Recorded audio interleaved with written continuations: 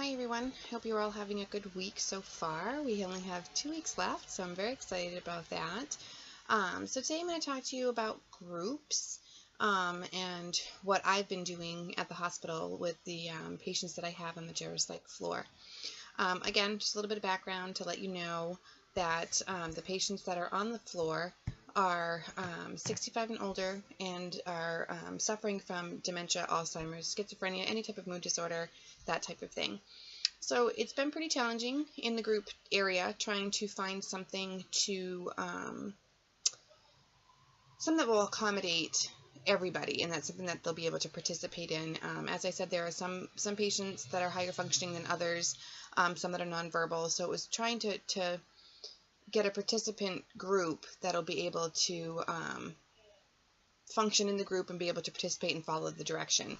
So I've been doing a lot of research this semester. A lot of my time has been spent doing research on particular ideas for group activities.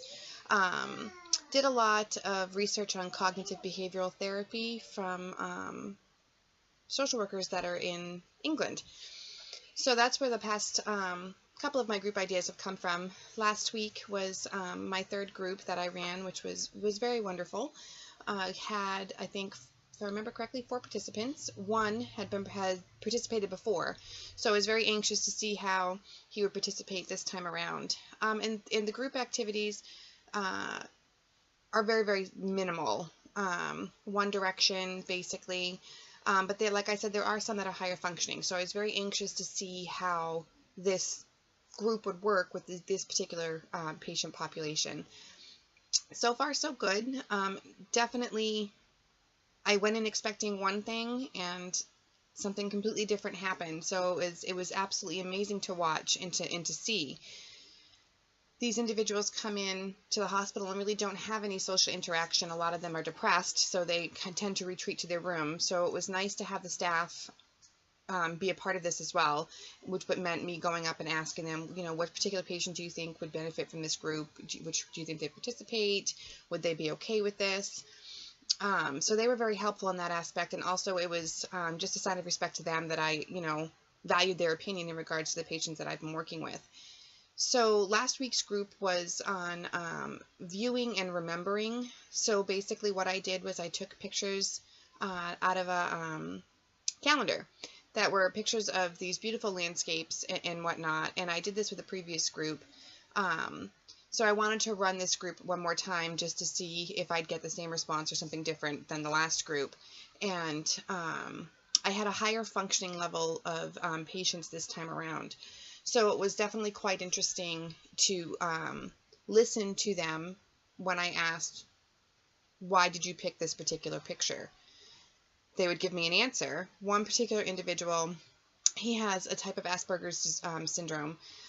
He also has auditory hallucinations and has been severely depressed and is kind of a social recluse. So it was just a feat to actually get him into the common room for him to be able to participate. And he was actually one of my most active participants. Granted, I only got one-word answers from him, but he participated very, very well. Others kind of looked at the picture and was like, well, I don't really know why I picked this. I can't remember. And this activity wasn't, it was to stimulate their brain to see what it is that they thought of when they thought of this particular picture. And then I would ask the question, does it remind you of anything? So that group went very, very well. The group that I ran this week, last week, was wonderful. It was called Stories from a Hat.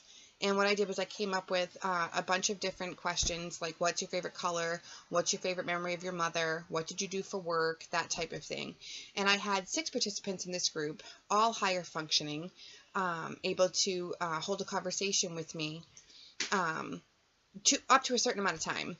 And then like after 30 seconds, their brain would kind of, and then they'd try to reassess where they are and try to reorganize their thoughts. But it went very, very well, not in the aspect of the activity itself, but just in the socialization of the patients that participated in particular.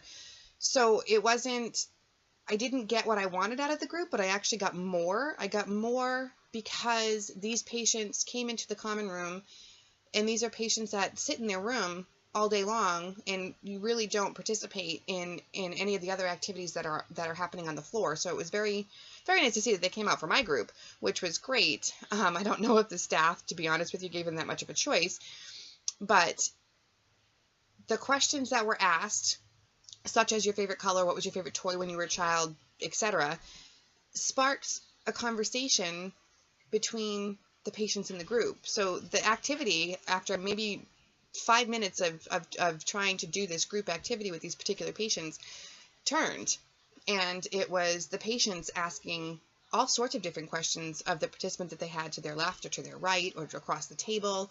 They all became very engaged with one another, which is not something that usually happens on this floor. A lot of people tend to stay to themselves, mainly because there are some patients that are nonverbal, are, you know, can't walk, not functioning normally at all, really. These patients were able to sit down and have a conversation and to have a mutuality with each other and get something common from each other out of this group.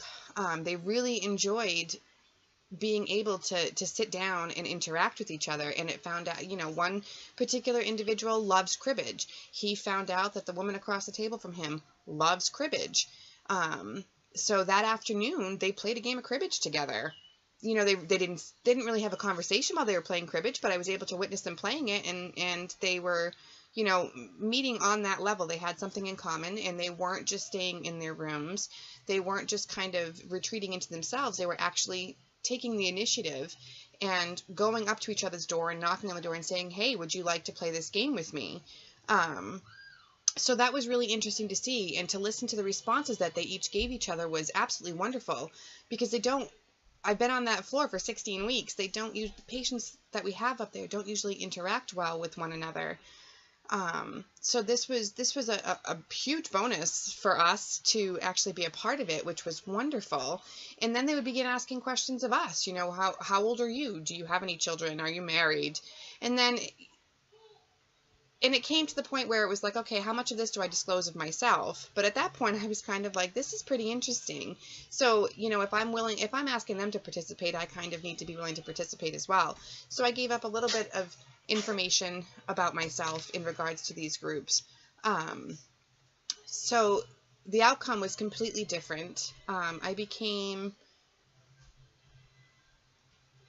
I don't know what I became, to be honest with you. It was more like a light bulb kind of turned on, and I found myself becoming more aware of my own thoughts and feelings towards these individuals, which I thought I knew, I guess. And after this, I didn't. And it was kind of an eye-opener for me. These aren't just people that, you know, can't do anything just because they have this particular disease or disorder or whatever. They do like the interaction. It's just a matter of how you interact with them and what it takes to get them going. If it's something that interests them, then they are all for it, and they love to sit there and have a conversation with you to the best of their ability. And there were some where they would get stuck and had a hard time processing and finding words, which tended to make them a little bit anxious, but they kind of, you know, just took a step back, and we said, you know, take a deep breath, just relax and start over again and go from there. And that tended to help quite a bit too. But it was just amazing to see the social interaction between these individuals. Even though they're together in the milieu on the floor, they're not really together. They don't have conversations with each other. They'll be in the same room, but they don't interact with each other. So to have all 6 of these individuals be in the same room and have a conversation with each other and find common interests and then go off and play a game, or, you know, to have one individual ask, well, you were in the Air Force, what did you do? And that type of thing. So it was truly a wonderful experience to be a part of. I have one more group, which tomorrow is my last day at my internship, and I have one more group that I'm going to be doing tomorrow, so I'm very excited to see the outcome of that, as we have a lot more patients on the floor. For the past couple of weeks, we've only had 6 patients on the geropsych unit, So it was nice to have all 6 of those patients participating, but we now are up to 17. So it'll be nice to see if my group gets bigger and to see how many people are willing to participate and what conversations will be stimulated from the activities that we'll be doing tomorrow. I hope you're all having a great week. And I guess my question to you is any of you done any group work in the facilities that you're at? And if you are, what type of group therapies have you done, or have you led any? And do you find it to be stressful and a little anxiety provoking? Because I did it first. I was kind of like, I can't lead this group. I have no idea what I'm doing. But once I did, it was kind of like a piece of cake, and it was something that I just fell into and I truly enjoyed doing. So that has made me rethink a couple of things in regards to my next placement. So like I said, I hope you're all having a great week, and I'll talk to you soon.